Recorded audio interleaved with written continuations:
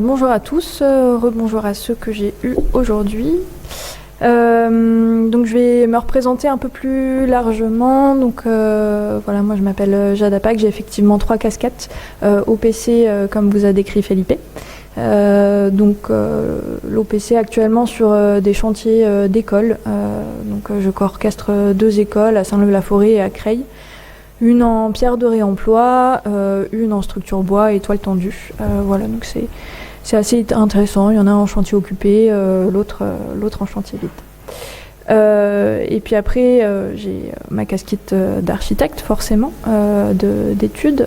J'ai été diplômée en licence de l'école de Marseille, en master de l'école de Nantes, en 2019, donc ça fait à peu près 7 ans. Et ma troisième casquette, c'est une casquette que je développe depuis, on va dire, 2-3 ans, qui est une casquette d'artiste qui va travailler à partir des mêmes questions qu'on va aborder aujourd'hui, mais sur une approche un peu plus sensible de la question des cailloux, de la géologie, des minerais et de leur agentivité sur les sociétés.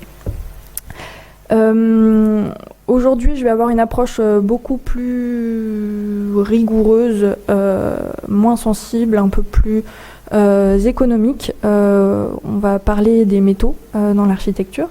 Je vais découper du coup la présentation en 4 petites parties. Je vais revenir dans un premier temps sur un peu mon parcours, quelques expériences que j'ai eues en Suisse et qui ont dessiné un peu la méthodologie avec laquelle je vais vous présenter ce travail-là. Et dans un second temps, on va parler des métaux en faisant une analogie avec la cuisine, et donc les ingrédients et les quantités. Et puis un peu plus tard, on ira voir les arrière-cuisines et les tenanciers. Qui exploitent ces minerais et où va l'argent. Dans une dernière partie, on verra des exemples un peu plus ciblés de mines d'extraction et de leur impact sur les paysages. Voilà, donc je vous disais, je suis quand même un peu architecte et à travers cette casquette-là, j'ai pu fonder et cofonder un collectif juste à la sortie de mon diplôme avec quelques amis qui s'appelle Lost and Fine et qui est un collectif qui dès le début s'était engagé à essayer de s'engager dans le domaine de l'architecture, non pas par le biais de la construction, mais par le biais de l'accompagnement des maîtrises d'ouvrage et des collectifs de citoyens dans l'exploration de leurs ressources locales et de leur savoir-faire. Donc à cet effet, on a fait pas mal de participations citoyennes, notamment pour ma part dans le Nord, et puis pour d'autres en Bretagne. Avec ce collectif-là aussi, de mon côté, ce qui m'a toujours plus intéressé, c'était le volet recherche et ressources matérielles. Et on a eu l'occasion avec 2 collègues du coup que sont Estelle Roussel et Léa Huguin d'aller passer un petit bout de temps en Suisse, à Genève, sur le quartier du Pave. Le quartier du Pave, Praille à Cassia-Vernay, qui est un quartier au sud de Genève et qui est historiquement une zone humide qui s'est transformée en zone maraîchère. Puis l'urbanisation aidant, s'est transformée en un quartier périphérique de Genève avec des boîtes, des parkings, des supermarchés, des parkings encore, des aires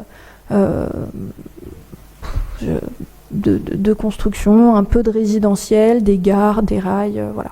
Ce quartier-là, donc la résidence était en 2021, le PLU, le plan local de quartier, venait tout juste de sortir après avoir été débattu pendant plusieurs dizaines d'années.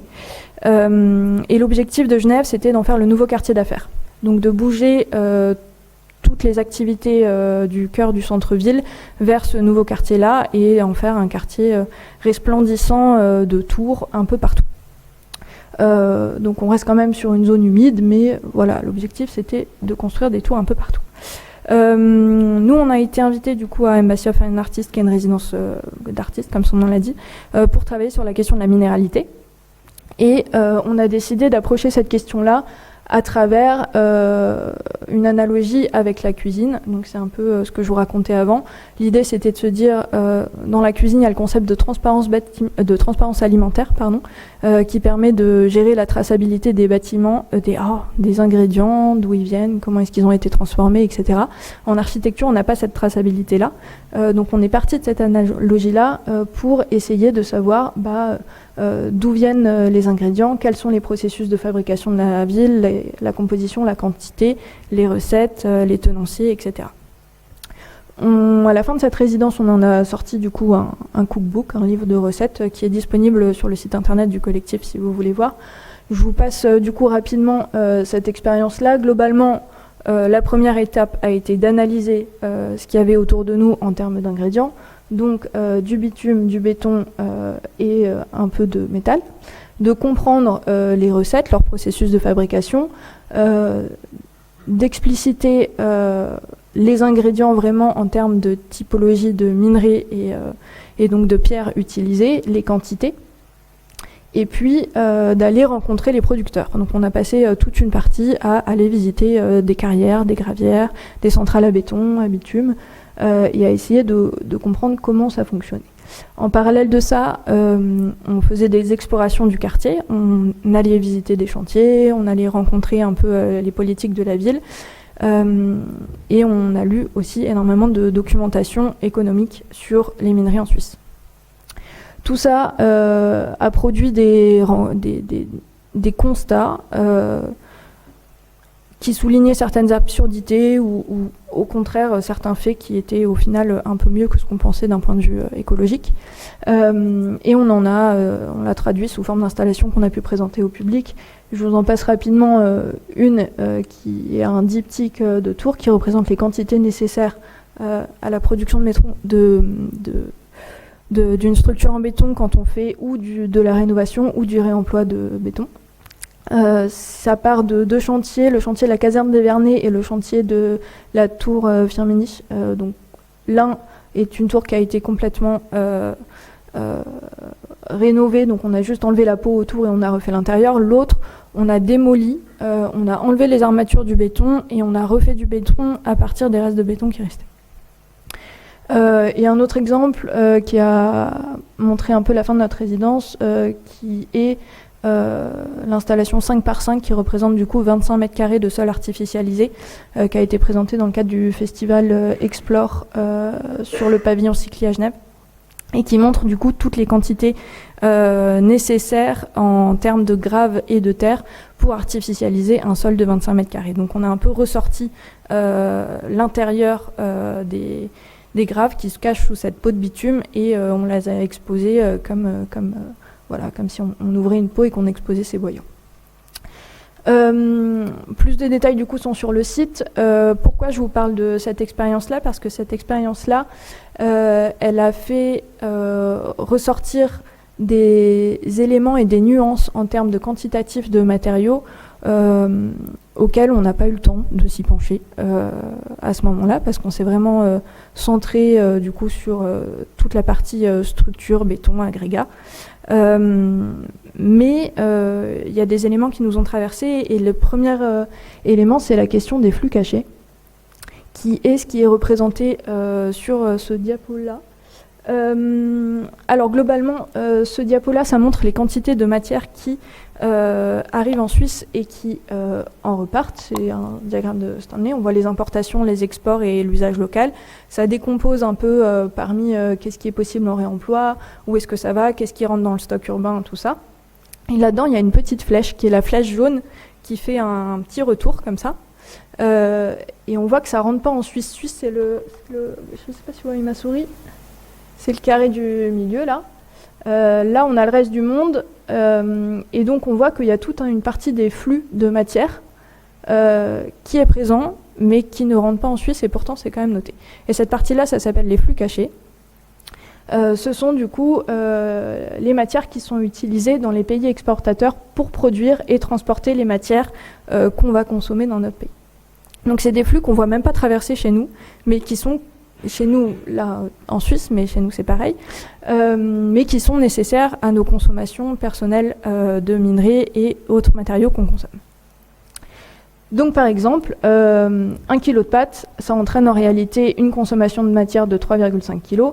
Pour 1 kg de cuivre, on est sur 180 kg. Pour l'uranium, donc le nucléaire, on est sur 8500 grammes. Et pour le bois, on est sur 0,8 kg. Ça, c'est des données qui étaient présentes dans ce rapport-là aussi. Le deuxième élément qu'on a traversé aussi pendant cette résidence-là, mais qu'on n'a pas pu développer, c'est la liste des matériaux critiques produits par l'Union européenne. Vous en avez un exemple ici, c'est la liste de 2020 que vous voyez sous les yeux. Vous avez du coup dans la colonne de gauche l'ensemble des matériaux jugés critiques par l'Union européenne et en ligne l'ensemble des secteurs concernés. J'ai mis en avant le secteur de la construction. Vous voyez qu'il coche à peu près toutes les cases. Et on verra plus tard que si on se penche un peu plus précisément dans l'analyse des matériaux, il y a encore plus de cases cochées que ce qu'on pense. Cette liste-là, la liste des matériaux critiques, pourquoi critique ? Puisque ce sont par rapport au risque d'approvisionnement comparé à la nécessité d'utiliser ces matériaux-là. On verra un diagramme un peu plus tard, ce sera un peu plus clair. Mais globalement, ce sont des matériaux qui ont un risque d'approvisionnement dans les années à venir en Europe et qui sont utiles au développement de l'Union européenne dans ces entreprises. Beaucoup sur la question des batteries et de tous ces sujets dont on en parle régulièrement dans l'actualité, mais ça concerne également la construction. Voilà, donc ça c'est les deux éléments un peu qui ont traversé cette résidence-là. Et puis un peu plus tard, du coup, de par mon métier d'OPC, j'ai pu cette fois-ci découvrir un peu plus la réalité de chantier. Ici, vous avez des photos de l'école dont je vous parlais tout à l'heure à Creil, l'école Vaillant, pendant sa période de curage-démolition. Donc c'est la période où on met le bâtiment à vide, on trie tout avant de pouvoir le rénover. Ici, on voit donc que au moment du curage, ils ont déposé tous les fils électriques, c'est ce qui est marqué là, et puis ils ont mis à nu tous les faux plafonds. On y observe toutes les suspentes, tous les tubes de plomberie qui sont dans le fond, etc. Cette mise à nu du bâtiment, elle m'a un peu sauté aux yeux à ce moment-là. Je me suis dit, ah ouais, c'est fou quand même de voir rassembler comme ça tout un tas de matière. Et puis j'ai un peu mis ça du coup en perspective avec la question des flux cachés et des matériaux critiques dont je vous parlais. Et je me suis dit, bon bah allez, allons-y, commençons l'enquête. Et donc c'est cette enquête-là que je vais vous parler aujourd'hui. Et on va voir ça ensemble, de quoi on parle concrètement. Je bois juste un coup.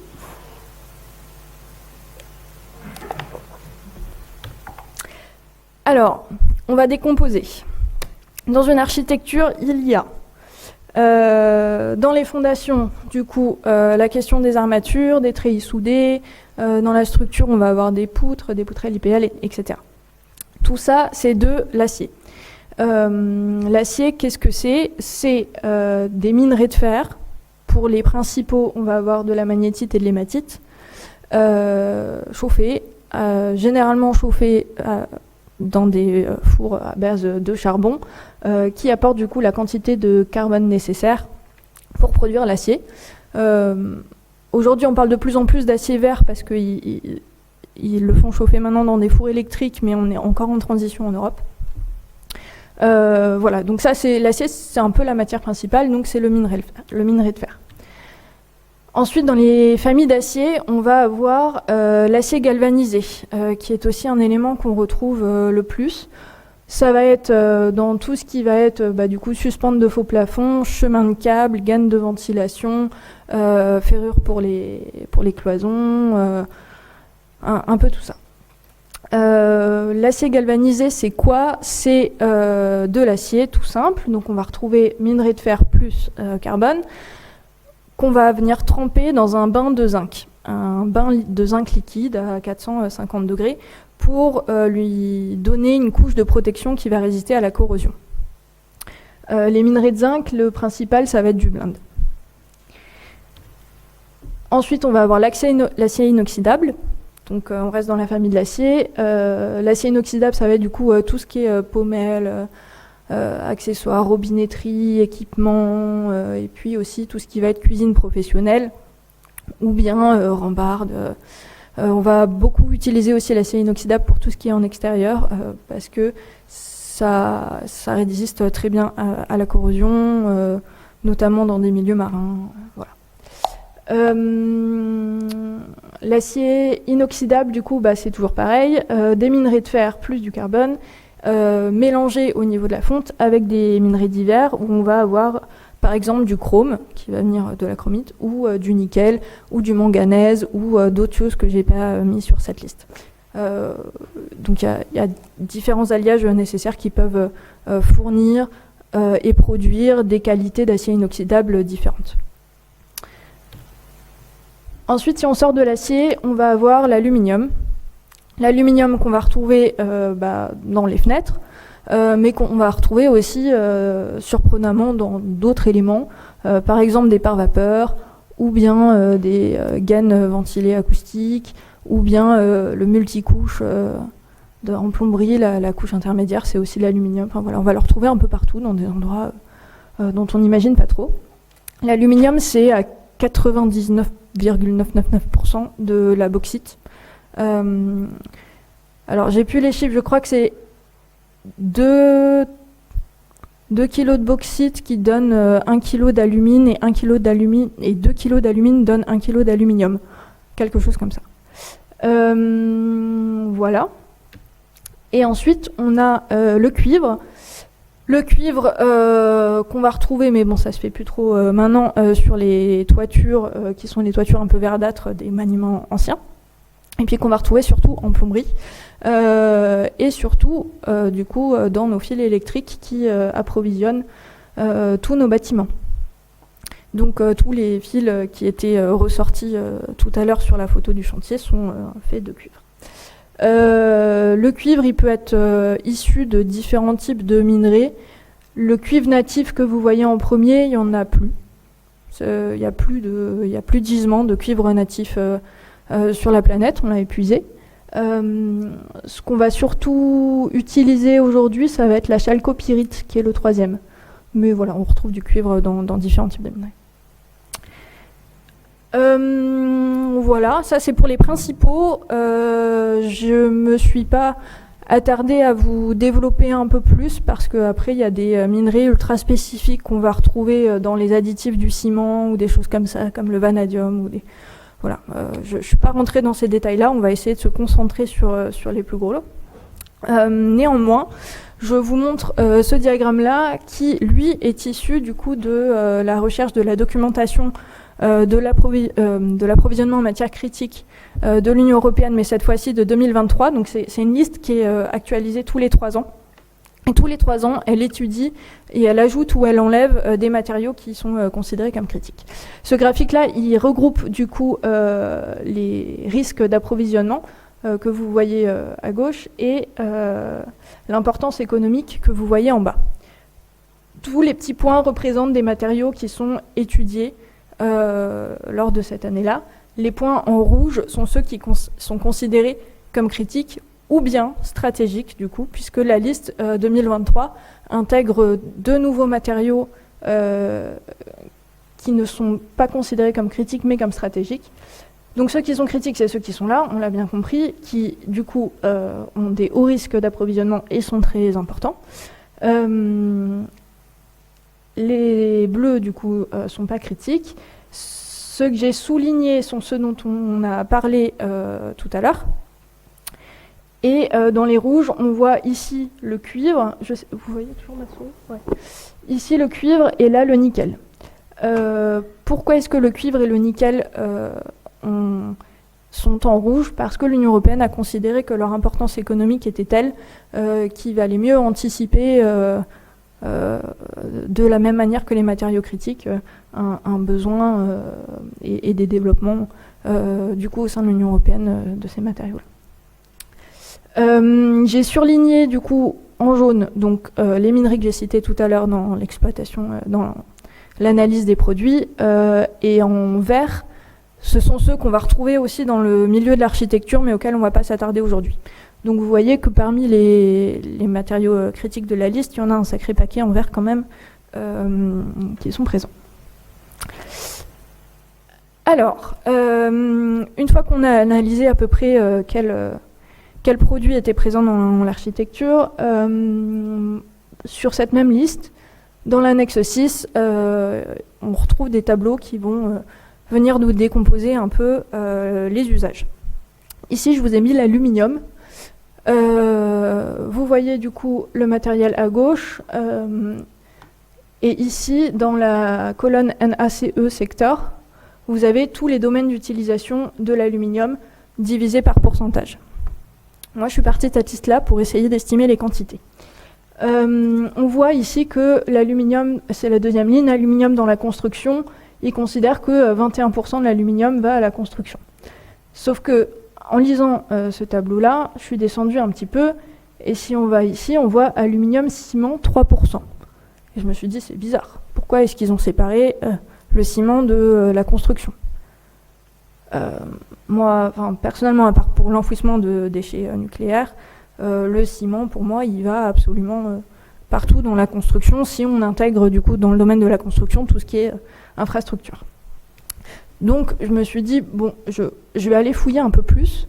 Et pour ça, je suis allée voir du coup la fameuse liste NACE, qui est une liste utilisée comme référence pour l'analyse de données en Union européenne, qui catégorise tous les domaines d'activité. Donc là, je vous ai mis un extrait, mais dans cette liste, il y a tout. Ça va de l'exploitation de tabac au tourisme. Enfin voilà, donc tout est regroupé et tout a un code et un numéro. Et donc c'est suivant cette liste que sont triés les matériaux.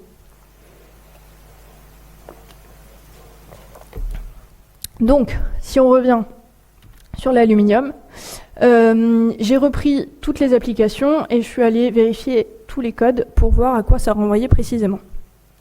Et on voit notamment que dans la partie aluminium réfractaire, le C23, si je vais voir à quoi ça reporte, j'arrive sur la fabrication de verre plat, fabrication de carreaux en céramique, fabrication de chaux et plâtre, fabrication de mortier et béton sec, etc. etc. Donc on est sur tout ce qui est produits réfractaires du coup céramique. Donc par extension, on se rend compte que l'aluminium, les 3% d'aluminium participent aussi quand même à des choses qui sont pour moi du domaine de la construction et de l'architecture. Je n'ai personnellement jamais vu de toilettes tout seul au milieu d'un champ sans avoir de bâtiment autour. Donc j'ai considéré que ceci faisait aussi partie de la fabrication et j'ai comme ça commencé un travail d'analyse pour essayer d'estimer les pourcentages. Donc j'ai fait ça pour l'aluminium, j'ai fait ça pour le cuivre et pour les autres matériaux et j'en suis arrivée à un tableau récapitulatif que voici, où l'aluminium, 40% de l'aluminium qui transite par l'Union européenne est utilisé pour le domaine de la construction. Le cuivre, on est sur 50%, le fer 60%, le nickel 40%, le plomb 10% et le zinc 55%. Maintenant, à partir de là, on a des pourcentages, mais ça ne nous parle pas trop. Parce que 3% d'un kilo, c'est pas la même que 3% de 2 tonnes. Donc il faut qu'on ait l'équivalent en tonnes. Pour qu'on se rende compte un peu des quantités aussi en volume, du coup, une tonne d'eau, ça fait 1 mètre cube. Ok ? Donc ça, c'est une tonne d'eau. Une tonne de matière métallique, c'est forcément plus petit parce que c'est plus lourd, mais ça vous donne un peu l'équivalent. Pour pouvoir calculer les quantités, je suis allée fouiller un peu plus loin aussi dans les données de l'Union européenne. Je suis tombée du coup sur l'analyse qui s'appelle le MSA. Pardon, j'ai oublié de tourner mes pages.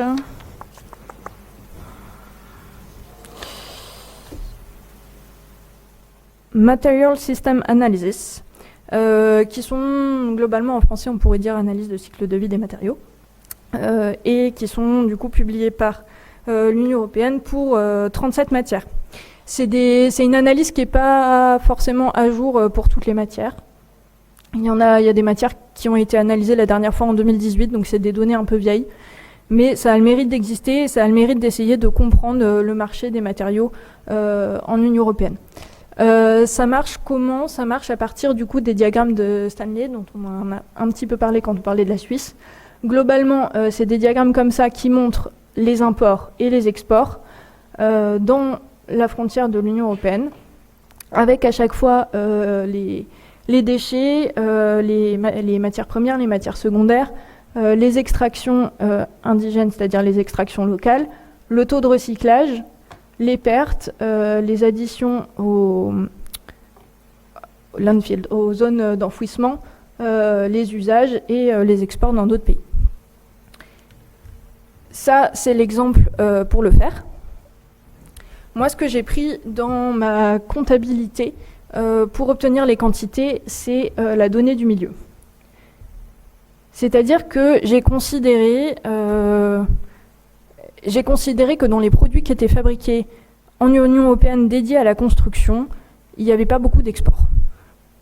Pourquoi ? Parce que je me suis dit qu'on ne fabriquait pas des automobiles ou de l'armement qui allait voyager un peu partout dans le monde, mais qu'on fabriquait quand même, je ne sais pas, typiquement des portes ou des fenêtres, et que même si ça allait aller au Royaume-Uni ou en Albanie ou je ne sais pas dans quel autre pays qui géographiquement est rapproché mais qui sort de l'Union européenne, on pouvait considérer qu'il n'y avait pas trop d'export. Donc ça, c'est mon hypothèse de calcul personnel.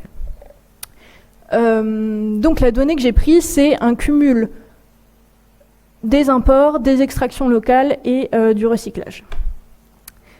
C'est une donnée du coup qui s'appelle le Domestic Input et le Direct Material Input, pardon, le DMI, et qu'on va aller retrouver aussi dans des tableaux de données que fournit l'Union européenne en ligne.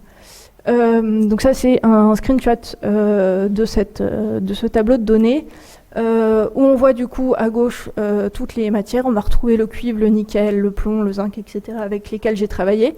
Et on va retrouver les mêmes données que tout à l'heure, mais mises sous forme de colonnes, avec les extractions indigènes, les imports, les exports, etc.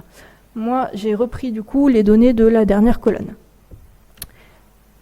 J'ai pu compléter mon tableau. J'en ai fait du coup un tonnage par matière et par année. J'ai pas toutes les années, je vous remets, il y a quand même pas mal de données incomplètes. Il y a des années, enfin là, typiquement, je suis en 2020, j'ai pas les données de la bauxite. Et donc de l'aluminium, mais je les ai pour 2021, donc voilà, j'ai fait avec ce que j'ai trouvé. Cette absence de données, elle montre qu'il y a quand même une incertitude dans les résultats et les totaux fournis par l'Union européenne sur le global des quantités de matière. Il y a des endroits où il n'y a pas de données, donc on a l'impression qu'il n'y a rien, et du coup ça rend le résultat de fait faussé. Voilà. Donc, ça m'a donné ça. On est du coup sur du fer en premier lieu. Ensuite, le cuivre, l'aluminium, le zinc, le nickel et le plomb.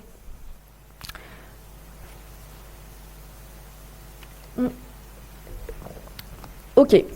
Sauf que, on se souvient que ces quantités-là, elles n'intègrent pas tout.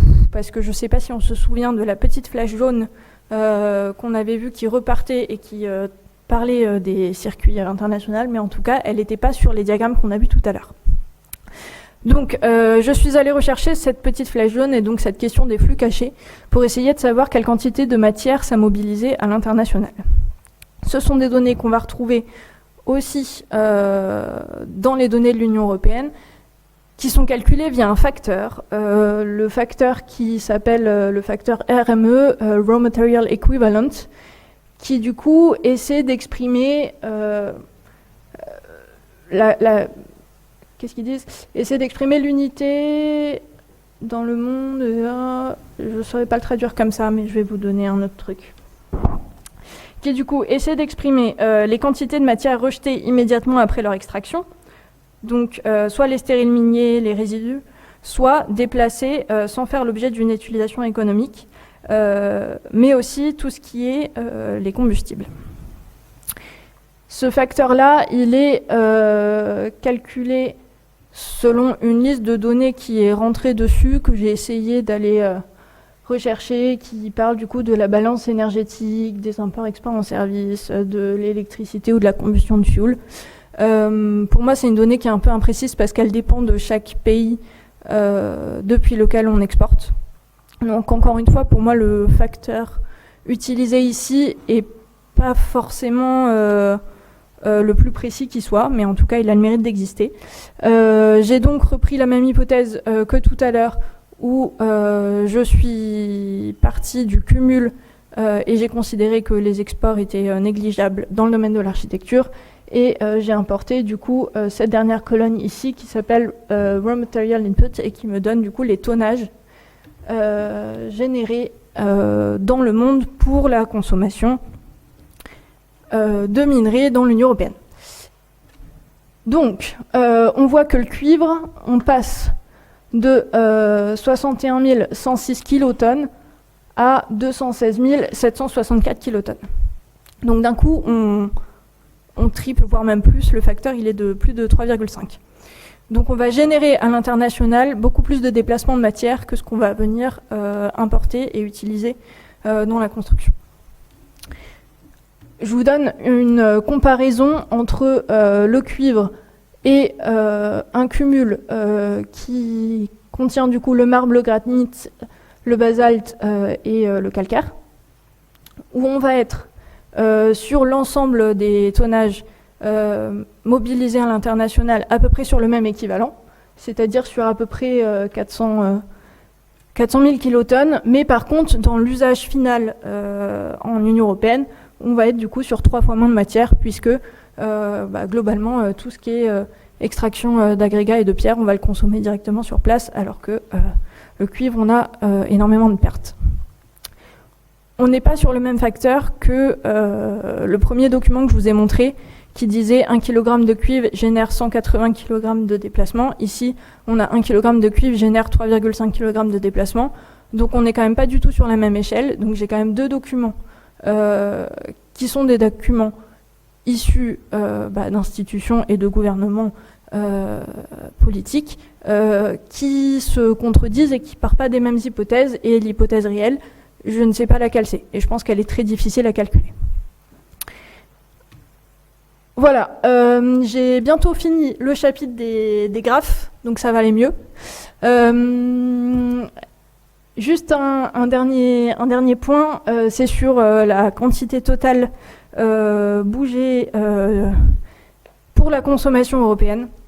Je voulais juste vous montrer ce graphique et celui d'après parce qu'ils sont intéressants. Ici, on est sur toutes les quantités qui sont bougées à travers le monde pour la consommation européenne.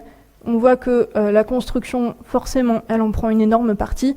Et on se souvient que selon leurs critères de sélection de qu'est-ce qui fait partie de la construction et qu'est-ce qui ne fait pas partie, en fait, on pourrait aller piocher un peu partout dans les autres domaines et en prendre un pourcentage pour agrandir un petit peu cette barre-là. Et ça, c'est du coup l'empreinte générale par pays dans l'Union européenne. Nous, on est ici, en jaune. En marron, on a la moyenne européenne. Et ce qui est intéressant de voir, c'est les pays qui génèrent le plus de déplacements de matière à l'international. On va avoir la Finlande en premier. Et ensuite, on va avoir le Luxembourg, l'Estonie, le Danemark, l'Irlande. Donc on est sur des pays qui génèrent beaucoup de déplacements de matière auxquels on ne penserait pas forcément parce que il y en a beaucoup qui ont la réputation d'être très, très écologiques, notamment au niveau des bâtiments. La Finlande, on va le voir, ça l'exploite quand même énormément de minerais, donc on comprend un peu d'où ça vient. Mais il y a d'autres pays dont je comprends un peu moins. Voilà. Troisième partie, l'arrière-cuisine et les tenanciers. Où va l'argent? C'est ça qui nous intéresse. Donc, pour ça, je suis allée remonter. Une fois que j'avais les quantités, j'ai pu déterminer un peu la provenance. Toujours pareil, dans cette fameuse liste, on nous donne la provenance pour l'Union européenne. C'est celle-ci. Et la dépendance en pourcentage aux imports. Donc, en aluminium, on est dépendant de l'importation à 99%. Dans le cuivre, on est dépendant quasiment à 50% et le nickel à 75%. Les principaux fournisseurs d'aluminium, on va voir la Guinée, le Brésil, la Grèce. Pour le cuivre, pour l'Union européenne, on va avoir la Pologne, le Chili, le Pérou, l'Espagne, la Bulgarie, la Suède, la Finlande et le Portugal. Et pour le nickel, le principal importateur va être la Russie, la Finlande, la Norvège, le Canada et l'Australie. Ce que j'ai fait ensuite, c'est que j'ai essayé d'analyser par rapport à ces données-là qui bénéficiait de l'architecture derrière. La première analyse que j'ai fait cette fois-ci, c'est pas sur les minerais, mais c'est sur les produits dont on a vu en première partie, qui construit et fournit les armatures, qui construit et fournit les fils d'aluminium, les fils de cuivre pour l'électricité, etc. Du coup, il y a des rapports qui existent, qui distribuent les parts de marché en fonction des types d'acier. Celui qui fait le plus gros chiffre d'affaires en Union européenne, ça va être ArcelorMittal, qui dépasse un peu tout le monde. C'est le premier de la liste. Et puis ensuite, on va avoir ThyssenKrupp. Enfin voilà, je ne vais pas tous les nommer, mais globalement, vous les voyez un peu par type de production. Ce que j'ai fait aussi, c'est que j'ai essayé d'aller voir dans les rapports annuels quels étaient les plus gros investisseurs et actionnaires de ces compagnies-là et où est-ce qu'elles étaient situées. Ça m'a donné, notamment pour les actionnaires majoritaires, plusieurs typologies d'actionnaires. On va avoir notamment des groupements familiaux. Donc on va avoir la famille Mittal, la fondation Alfred Kripler, la famille Stassinopoulos et la famille Vaillant. Et puis on va avoir des États qui vont être là et détenir quasiment des mines, donc en Allemagne, en Norvège. Voilà. On va avoir des fonds d'investissement qui sont des sociétés dont le but est d'investir et de revendre des parts de marché un peu partout. Voilà. Et ensuite, on va avoir des compagnies minières qui ont des parts dans d'autres compagnies minières, un peu sous la forme de holding. Peut-être pour mettre des visages sur des noms. La famille Mittal de ArcelorMittal, ça va être Lakshmi Mittal et Aditya Mittal. Pardon, j'ai plus de... Voilà, alors l'histoire c'est que Lakshmi Mittal, il a racheté beaucoup d'aciéries à la chute de l'URSS, qu'il a modernisé et coup de poker, c'est comme ça qu'il a gagné son business. Il a passé la direction à son fils du coup récemment, au début des années 2020. Les derniers chiffres que j'ai vus, c'était qu'ils étaient actionnaires à 89%, donc environ 90% d'ArcelorMittal. Si on refait le calcul par rapport au graphique et au tableau que je vous ai présenté tout à l'heure, on va voir qu'ils ont du coup 50% du marché de l'acier, qui lui-même utilise 60% du fer utilisé dans la construction. Donc mon calcul à peu près, c'est que le chiffre d'affaires d'ArcelorMittal bénéficie à peu près à la moitié, à un tiers pardon, de la construction. Voilà, c'est mon calcul à moi basé sur les informations que j'ai trouvées. Encore une fois, je ne sais pas la certitude de ces informations-là, mais j'ai essayé de viser au plus juste. Parmi du coup les fondations familiales, on va également avoir pour le groupe ThyssenKrupp la fondation Alfred Krupp. Donc Alfred Krupp, le fondateur de cette boîte, en Prusse, ancienne Allemagne, pareil, il a investi dans les aciéries. Et Alfred Krupp, quand on Google et qu'on regarde son historique sur Wikipédia, on nous parle de criminels nazis. Voilà. Et donc Alfred Krupp, qui doit être son petit-fils ou arrière-petit-fils, le dernier du coup à posséder des parts dans ce truc-là, a fondé la fondation Alfred Krupp, qui aujourd'hui reste toujours l'actionnaire majoritaire. Donc on a une fondation qui porte le nom d'un criminel nazi qui est toujours majoritaire dans la deuxième plus grosse compagnie d'acier. Le dernier, ça va être Nikolaos Statinopoulos, qui du coup a l'entreprise Vielaco. transformation pour des produits d'aluminium. Ce monsieur s'est éteint récemment en janvier. Voilà. L'histoire, c'est quand même intéressant parce qu'ils ont quand même une bonne entreprise de production en Grèce. La Grèce, c'est quand même 10% des importations d'aluminium utilisé en Union européenne, donc c'est quand même assez bien. Voilà. Donc ça, c'était pour la transformation des produits, et j'ai fait la même chose pour l'exportation et les minerais. Je vais aller un peu plus vite. J'ai repris du coup les pays par pourcentage d'importation par matière. J'ai cherché les entreprises principales, les tonnages et les actionnaires principaux avec leur pays, le pays de leur cercle social, et j'ai transformé ces données-là en cartes parce que ça nous parle quand même un peu plus. Sur ces cartes, on a donc les pays exportateurs de matières en rouge et les sièges sociaux en rouge aussi, je suis désolée, c'est les petits points. Donc ça nous montre un peu d'où vient le cuivre et par où transite l'argent qui ressort de l'extraction du cuivre.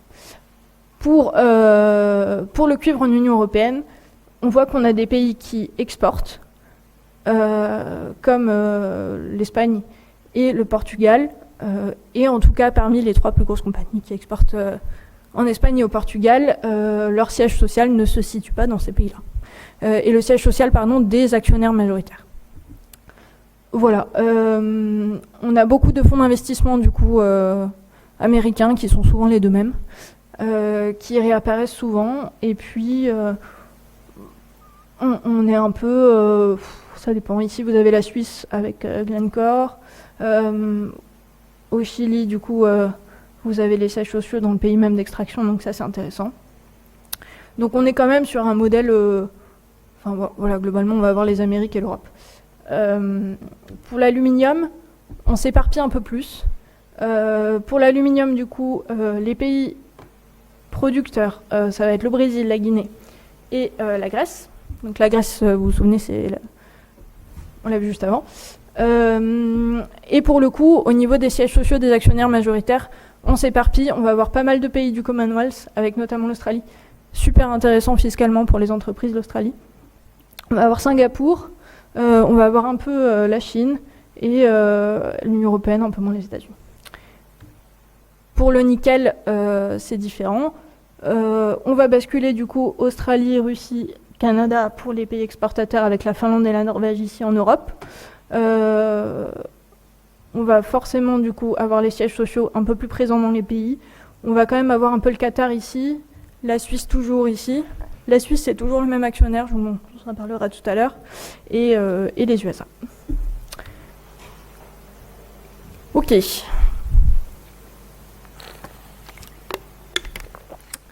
Alors, maintenant qu'on a fait un petit état de l'art du marché, on va aller s'ancrer un peu plus précisément. Je vais vous parler de 3 histoires d'actualité qui sont rapprochées avec des compagnies d'extraction qui existent. La première, ça va être Glencore.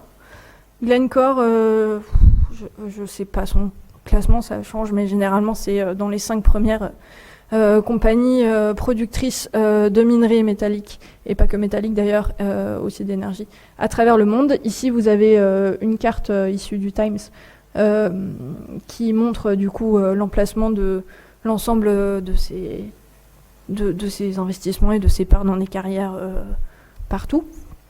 Glencore, pour vous en parler, je voulais juste vous parler un peu d'extraits que j'ai juste pris comme ça sur Wikipédia parce que je trouve ça assez parlant. Le groupe provient d'une société fondée par Mark Rich, un homme d'affaires belge controversé, qui a acquis plusieurs nationalités. Il est condamné aux États-Unis pour violation d'embargo, il est accusé avec 50 chefs d'inculpation, il a fui en Suisse, il est gracié en Suisse, et il a fait partie de la liste des 10 fugitifs les plus recherchés du FBI. Donc ça, c'est le fondateur de Glencore. Depuis les années 2010, Glencore est régulièrement cité dans des affaires de versements illégaux et de pollution. L'entreprise est condamnée pour corruption dans divers procès. Si vous regardez dans les actualités, même encore récentes. Il y a régulièrement des gros titres sur l'entreprise Glencore au Brésil ou un peu partout. Elle a reçu le prix du public de la multinationale la plus irresponsable. Et surtout, en 2016, Glencore contrôlait, en 2011, pardon, contrôlait environ 60% du zinc, 50% du cuivre et 30 ou 38% de l'aluminium. Donc c'est quand même une bonne part de tous les minerais qu'on a vus tout à l'heure. Okay. Ça c'est pour Glencore, je ne vais pas trop m'attarder dessus. Son siège social est en Suisse, c'est pour ça qu'elle était présente systématiquement sur chacune des cartes que je vous montrais tout à l'heure. La deuxième compagnie c'est Rio Tinto. Rio Tinto c'est pareil, dans le top 5 des plus grosses compagnies exportatrices. D'ailleurs ils ont failli s'associer avec Glencore il y a 2 ans je crois, et ça s'est pas fait au final. Mais en tout cas c'est un mastodonte. Ici, vous avez pareil une carte un peu de toutes les mines qu'elle exploite tout autour du monde. En Europe, il n'y a pas grand-chose. Ici, il y a la Serbie, mais ça ne s'est pas fait au final. C'est parce qu'ils étaient en lice pour l'extraction de l'ouverture de la mine de lithium en Serbie, mais au final, ça ne va pas se faire. Rio Tinto, je vous en parle pour une approche un peu plus sensible, parce qu'en retraçant l'histoire de Rio Tinto, qui du coup est aujourd'hui énorme, c'est une entreprise qui s'est créée le long d'une rivière qui s'appelle Rio Tinto. Voilà, donc l'entreprise a pris le nom de la rivière, et la rivière, c'est une rivière teintée, du coup, une rivière teintée suite à tout le passif d'extraction qu'il y a eu dans le sud de l'Espagne au niveau de la ceinture ibérique. Ici, vous avez du coup le sud de l'Espagne avec le golfe de Cadiz. Là, vous avez le fleuve Rio Tinto qui descend. Ici, vous avez l'ancienne carrière dans laquelle était la compagnie minière du coup Rio Tinto, qui aujourd'hui est exploitée par Altaminas. Tout autour, vous voyez un petit peu toutes les carrières qui sont très actives ici, parce qu'on est du coup dans une ceinture de pyrite. Et globalement, ça c'est un screenshot Google de la rivière, où on voit l'influence du coup de cette extraction répétée de cuivre et d'autres minerais de fer sur les paysages. Donc on est sur un fleuve aux propriétés chimiques assez folles, qui a toujours été rouge. La preuve, c'est que ça s'appelle Rio Tinto, et qui du coup a donné son nom à l'une des plus grosses compagnies d'extraction aujourd'hui. Ce fleuve-là, il est assez fou, parce qu'aujourd'hui, il est tellement acide, et il est tellement pollué d'une certaine manière, qu'il y a des écosystèmes fous qui se développent là-dedans. On va avoir des bactéries qui vont pouvoir grandir et se développer sans oxygène et manger uniquement de la pierre. C'est des écosystèmes assez exceptionnels qui du coup ont mené certains chercheurs de la NASA à venir se rendre le long de cette rivière pour pouvoir étudier ces écosystèmes, puisqu'ils seraient peut-être potentiellement similaires à la planète Mars. Et puis après, tout autour de cette rivière, du coup, on a toute la végétation et par extension les sociétés humaines qui se sont développées et qui ont développé leur activité en lien avec cette acidité-là. Pardon, j'ai pas l'habitude de parler beaucoup, alors du coup ma voix elle s'essouffle.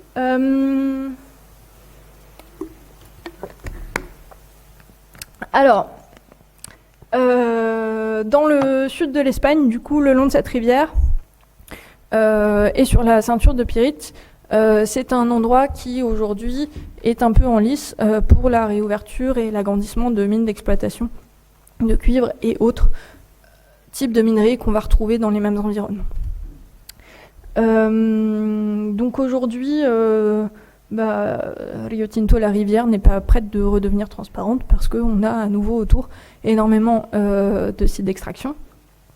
Et puis, ça fait partie d'un territoire plus largement en lice, et on va retourner du coup sur la question de l'Union européenne, puisque ça fait partie des 47 projets stratégiques de développement, d'agrandissement ou d'ouverture de nouvelles mines pour pouvoir satisfaire justement la demande liée à cette fameuse liste des matériaux critiques où on s'est dit mince, on arrive à court de matériaux, il faut qu'on relocalise l'exploitation.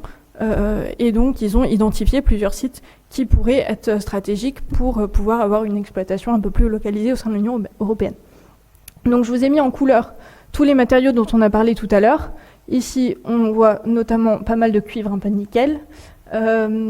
Pareil ici. En France, on n'a pas grand-chose, on a du cuivre, mais on est plus dans du traitement, donc du raffinage, que de l'extraction. L'aluminium en Grèce, toujours. Et puis on va avoir en Finlande, toujours pareil, le nickel dont on parlait tout à l'heure, et en Pologne, le cuivre nickel. Voilà.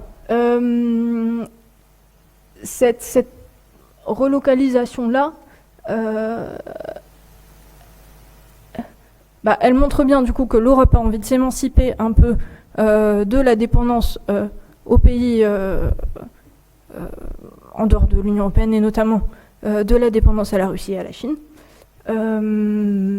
mais que globalement, ça va être difficile de recréer une indépendance totale parce que typiquement dans l'aluminium, on voit qu'il n'y a qu'au niveau de la Grèce où on va développer de l'extraction d'aluminium. Donc on va être obligé de conserver une dépendance aux pays extérieurs. En tout cas, si on suit la liste qui est fournie ici. Donc, ça, c'est pour Rio Tinto et par extension la réouverture des mines en Europe. Et puis, le dernier point dont je voulais vous parler, c'est la question de la filière du nickel en Kanaki, du coup, en Nouvelle-Calédonie. La Nouvelle-Calédonie, ça se situe à côté de l'Australie. C'est de l'autre côté, ici. C'est une colonie française. Alors, je vais prendre mes papiers parce que j'ai pas envie de vous raconter des bêtises. Donc, c'est une colonie française, du coup, depuis 1953. Et la Kanaki abrite 20 à 30% des stocks mondiaux de nickel. Donc, c'est énorme. C'est donc un territoire extrêmement stratégique pour l'exploitation du nickel. Il faut savoir que la France est dans un processus de transfert des compétences en Nouvelle-Calédonie depuis les accords de Matignon et puis plus tard les accords de Nouméa. Donc l'État français transfère des compétences à l'exception de ceux de la défense, de la sécurité, de la justice et de la monnaie, mais globalement les compétences dans la gestion des ressources de nickel sont transférées à la Nouvelle-Calédonie. C'est un territoire du coup qui est politiquement controversé entre la population locale et les populations européennes liées à la colonisation. Les accords de Nouméa du coup entraînaient un processus de transfert de compétences et par extension de référendum pour savoir si oui ou non la Nouvelle-Calédonie allait être indépendante ou pas. Le dernier référendum a eu lieu pendant le Covid, la date a été controversée, les résultats des élections ont été à peu près kiff-kiff, mais globalement les indépendantistes ont perdu et c'est une situation extrêmement controversée. Pourquoi je vous parle de tout ça ? Parce que l'industrie du nickel, c'est donc énorme sur cette île-là. Il y a à peu près 7 usines, que ce soit les usines de raffinement ou les usines d'extraction, qui existent, et ça emploie, alors je l'ai lu quelque part, il faut que je retrouve ma source, mais entre 20 et 25% des emplois de l'île. Donc c'est extrêmement important pour l'économie, et c'est une économie qui en 2023 s'est cassé la bobinette parce que le cours du nickel a chuté drastiquement. C'est lié au fait que l'Indonésie, qui est juste à côté, a augmenté son exploitation de nickel et a modernisé son industrie avec le soutien de la Chine. Donc le nickel indonésien est devenu moins cher et donc le nickel kanak s'est cassé la bobinette. Ça a créé du coup énormément de problèmes dans la province. Glencore, qu'on a vu du coup au début, qui avait des parts dans une usine, a abandonné cette usine-là. Ça a créé du coup un taux de chômage énorme et ça a fait partie des mouvements de révolte qu'il y a eu en mai 2024 qui ont du coup lié. Enfin, je vais pas. On s'éloigne un peu de l'historique, mais qui ont du coup eu un impact énorme sur la politique de l'île, les révoltes, et qui a entraîné des morts. Suite à ça, en 2023, la France a proposé un espèce de pacte que j'ai ici, le pacte nickel, qui prévoyait de subventionner l'énergie de l'industrie du nickel et de développer la capacité électrique de la Nouvelle-Calédonie pour pouvoir supporter la production de nickel. Ce pacte-là et cette proposition de loi-là, elle a été très mal perçue par les indépendantistes parce qu'ils ont vu ça comme une ingérence de la France dans leur économie qui, on le rappelle, avait été à laquelle on avait du coup transféré les pouvoirs. Donc ça c'est mal passé, ça a fait partie du coup de la révolte et à la suite de ça en 2025 il y a eu une autre proposition de loi que j'ai mis ici qui fait suite à la liste des matières critiques dont je vous ai parlé au début puisque on l'a vu que dans l'approvisionnement en nickel dans cette liste là on n'a pas cité la Nouvelle-Calédonie. Ce qui paraît étrange, mais voilà, c'est des éléments de données. On ne cite pas la Nouvelle-Calédonie comme approvisionnement ressources pour l'Union européenne. On est plutôt dépendant de la Russie, a priori. Et pourtant, certains députés annoncent que la Nouvelle-Calédonie a exporté environ 6 kilotonnes de nickel vers l'Europe, soit près de 11% des importations européennes de ferro-nickel. Encore une fois, je ne sais pas sur quoi ils se basent, voilà. Donc je ne sais pas qui a raison dans l'histoire. Mais en gros, ces députés-là sont en train d'avancer que, comme la liste et la position de l'Union européenne sur cette liste des matériaux critiques est de considérer la Nouvelle-Calédonie et la Kanaki comme étant un territoire extérieur à la France, du coup, ils doivent faire les mêmes démarches administratives et financières que l'ensemble des pays extérieurs à l'Union européenne. Ce à quoi ces députés-là ont proposé une loi pour considérer la Kanaki comme faisant partie de la France et que du coup, ils ne devraient pas passer par ces éléments-là. Je vais pas... Je vous laisserai lire ce texte si ça vous intéresse pour voir comment il parle de ce territoire-là. C'est intéressant. Voilà. Je vais m'arrêter là. Je vais juste conclure du coup en 3 mots. Je suis désolée, j'ai plus de salive.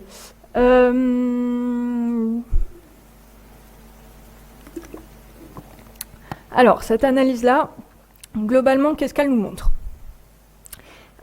Si on revient à la construction, toute la partie sur le quantitatif et le pourcentage utilisé dans la construction, c'était un peu pour moi une manière de me rendre compte que tout ce qu'on considère comme ou qu'on considère pas trop parce qu'on les voit pas, parce que c'est caché dans des cloisons ou dans des faux plafonds, en fait ça génère tout un tas de mouvements à travers l'Europe qui est énorme, et que quand on va venir faire une distribution électrique dans un bâtiment et ajouter des prises un peu partout et des variateurs et des suspensions et des machins parce que c'est joli, en fait derrière ça génère des quantités et des transports de matière énormes.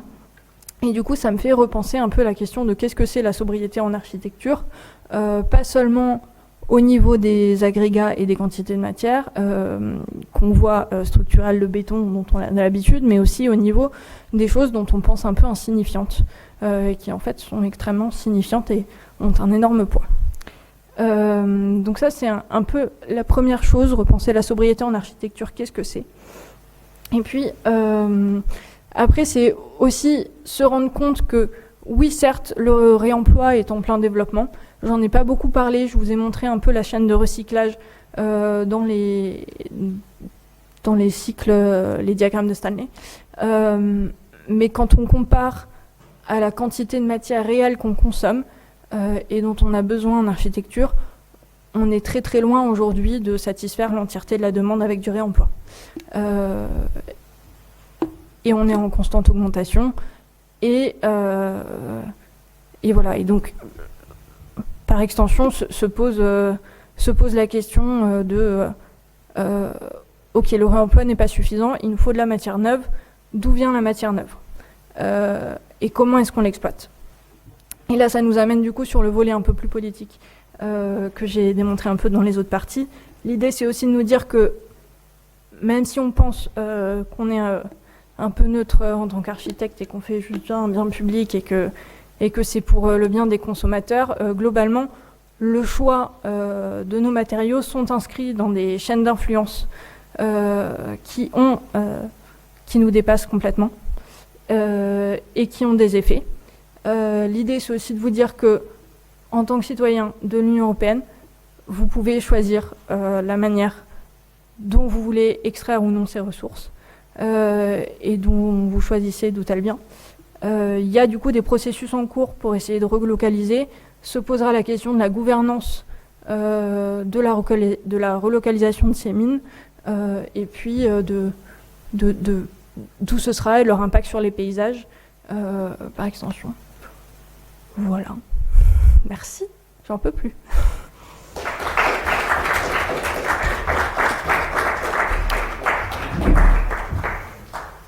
Si est-ce que quelqu'un aura des questions?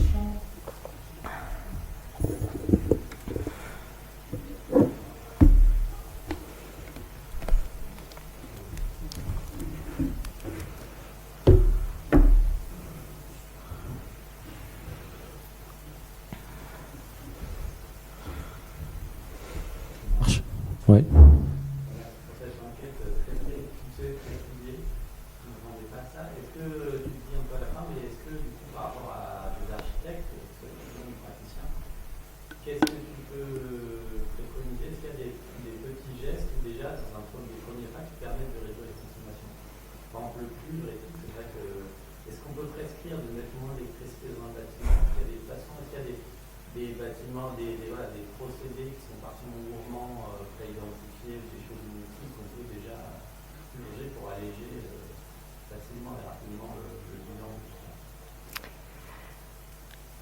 Pour le cuivre, je pense qu'il y a toute cette question de la distribution et de se dire, bon, si on décide de tirer une prise à l'autre bout de la pièce, en fait, on va avoir tout un mètre linéaire qui, bon, certes, c'est pas grand-chose, mais en fait, fatalement, ça a un impact. Et du coup, il y a un peu cette question de se dire, est-ce qu'on ne pourrait pas reconcentrer un peu les approvisionnements en énergie dans les bâtiments? Après, il y a toute une question de normes, en fait, derrière.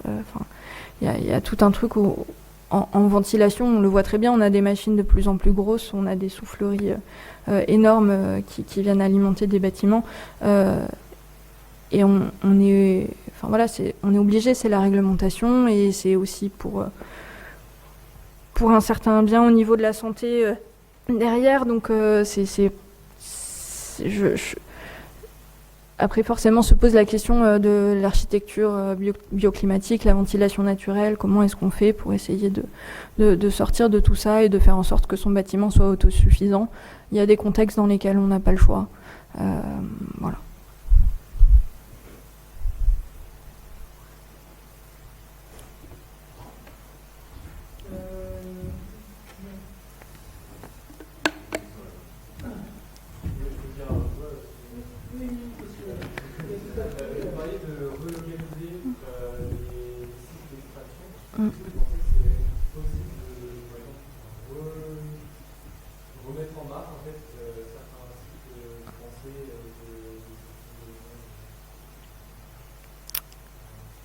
En théorie, oui, si l'épuisement si la ressource n'est pas épuisée à cet endroit-là.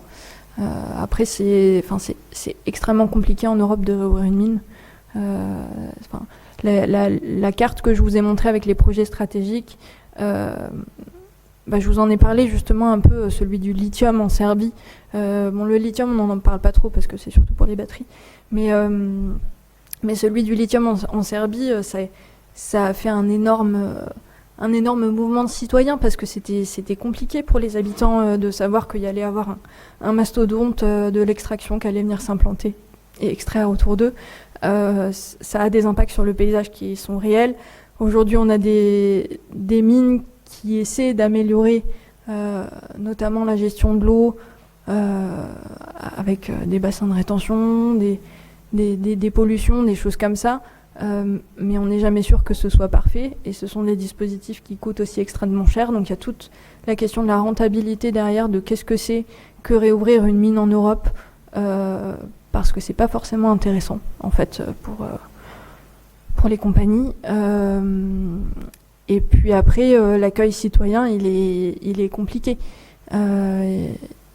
Alors il y a une appellation, je sais pas si c'est une appellation impartiale, mais c'est ce qu'on appelle les phénomènes NIMBY, qui sont les phénomènes Not in my garden, où en fait c'est des mouvements citoyens qui disent ça ok, mais pas chez moi, quoi. Et nous on est un peu comme ça en Europe. Et en même temps c'est pour des raisons aussi voilà, de bien-être, de santé. On sait très bien ce que c'est, mais c'est compliqué. Mais théoriquement, oui, c'est possible. Si le gisement est encore là, c'est possible.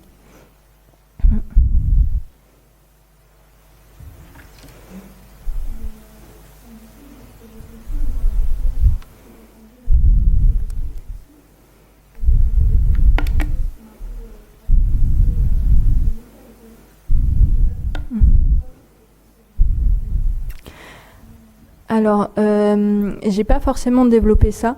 C'est vrai que j'aurais peut-être pu l'expliquer. Quand je vous ai montré les minerais au début, notamment par exemple le minerai du cuivre ou les minerais de fer, ce qu'on va extraire, ça va être des minerais qui vont être des blocs de roches mélangés avec énormément de types de minerais à l'intérieur.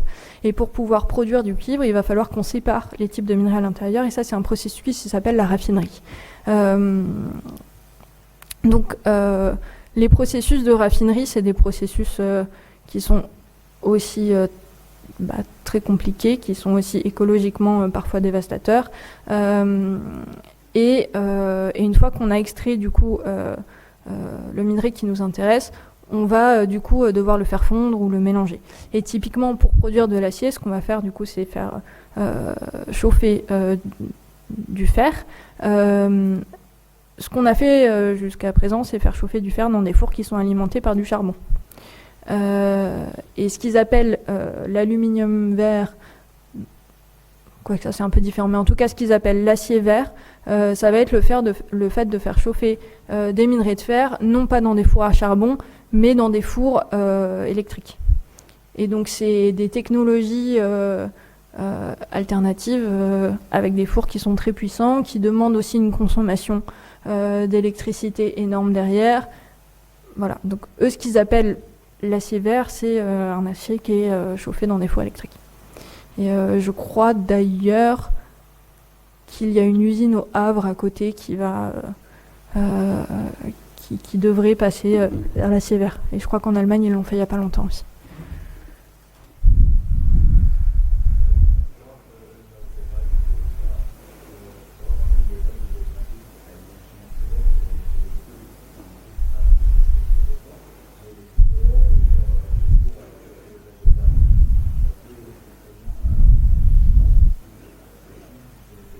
Pas à ma connaissance aujourd'hui. On est sur... je sais plus, j'aurais pas envie de vous dire des bêtises à combien on chauffe, mais on est sur plus de 1000 degrés, quoi. Enfin, on est sur des trucs...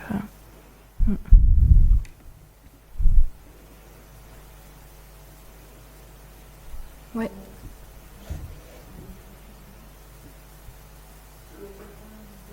Ah.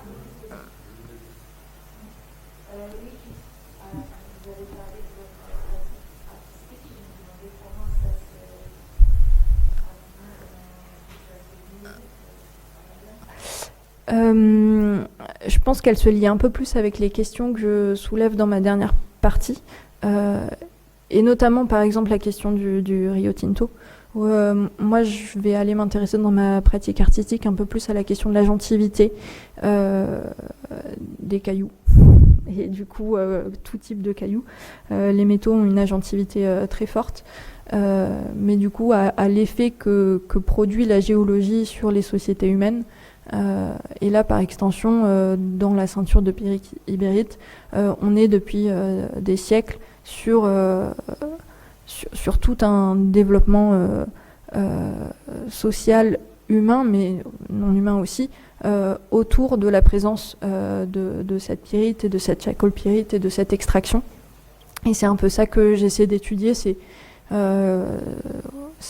les impacts et le côté inerte aussi des minerais.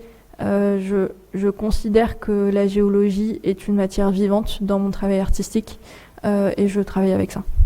Voilà.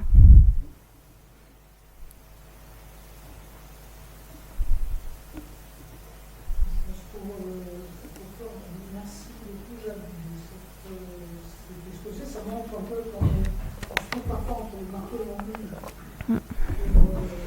sur le choix, savoir si ce voile de la face et qu'on transfère toute cette étape nécessaire de notre production d'extraction des minerais qui se joue à l'échelle de la Terre, qu'on a vu, et que jusque-là, en tout cas dans les périodes récentes, on délègue à des pays qu'on ne veut pas. En fait, donc on ne voit pas les effets. Alors, ça nous le confond, parce qu'il y a pas mal du métal, je veux dire, dans les deux sens du métal, à la fois l'argent